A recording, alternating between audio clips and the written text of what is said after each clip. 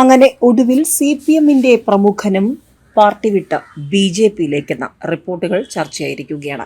CPM-ന്റെ ദേവികുളത്തെ മുൻ MLA S. Rajendran BJP-യിലേക്കെന്ന സൂചന ഇപ്പോൾ ശക്തമായിരിക്കുന്നു. നേരത്തെ ഇത് സംബന്ധിച്ച റിപ്പോർട്ടുകൾ ഉണ്ടായിരുന്നെങ്കിലും ഇതിനെയൊക്കെ തള്ളിക്കൊണ്ട് നേതൃത്വവും നിലപാട് കൃത്യമായി വ്യക്തമാക്കാതെ രാജേന്ദ്രനും രംഗത്ത് വന്നതോടെ ആ ചോദ്യങ്ങൾ അടഞ്ഞെന്നാണ് കരുതിയത്.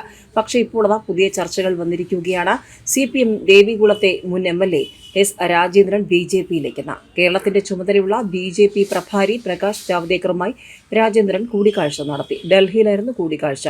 1 മണിക്കൂറോളം ഇരുവരും ചർച്ച നടത്തി. S. രാജേന്ദ്രൻ BJP-യിലേക്ക് പോകുമെന്ന നേരത്തെ തന്നെ അഭ്യൂഹങ്ങളുണ്ടായിരുന്നു.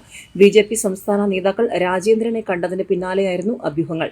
പിന്നാലെ അനുനയത്തിന് CPM നേതാക്കളുടെ ശ്രമങ്ങളുണ്ടായി. ഇതേ തുടർന്ന് LDF കൺവെൻഷനിൽ രാജേന്ദ്രൻ കഴിഞ്ഞ ദിവസം പങ്കെടുക്കുകയും CPM-നൊപ്പം ഉറച്ചു നിൽക്കുമെന്ന് അദ്ദേഹം പറയുകയും ചെയ്തിരുന്നു. അതിനുശേഷം തികച്ചും നാടകീയമായാണ് അദ്ദേഹം ബുധനാഴ്ച ഡൽഹിയിലെത്തിയതും BJP നേതാക്കളെ കണ്ടതും. കഴിഞ്ഞ നിയമസഭാ തെരഞ്ഞെടുപ്പിൽ ദേവികുളം മണ്ഡലത്തിലെ CPM സ്ഥാനാർത്ഥിയായിരുന്ന A. രാജയ്ക്കെതിരെ പ്രവർത്തിച്ചു എന്ന പേരിലായിരുന്നു രാജേന്ദ്രനെ പാർട്ടിയിൽ നിന്ന് സസ്പെൻഡ് ചെയ്തിരുന്നത്. എന്നാൽ ഇത് കെട്ടിച്ചമച്ച വാർത്തയാണെന്നും തന്നെ സംബന്ധിച്ച വിഷയങ്ങൾ സംസാരിച്ച് ഒത്തുതീർപ്പിലെത്താൻ പാർട്ടിക്ക് സമയം ലഭിച്ചിരുന്നുവെന്നുമായിരുന്നു രാജേന്ദ്രന്റെ പ്രതികരണം.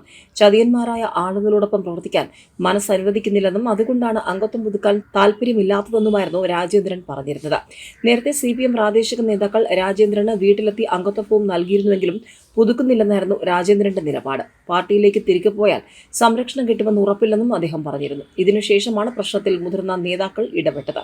CPM സംസ്ഥാന സെക്രട്ടേറിയറ്റ് അംഗം KK ജയചന്ദ്രൻ, ഇടുക്കി ജില്ലാ സെക്രട്ടറി CV വർഗീസ, MM മണി MLA എന്നിവർ കഴിഞ്ഞ ദിവസം രാജേന്ദ്രനുമായി രഹസ്യ കേന്ദ്രത്തിൽ ചർച്ച നടത്തിയിരുന്നു.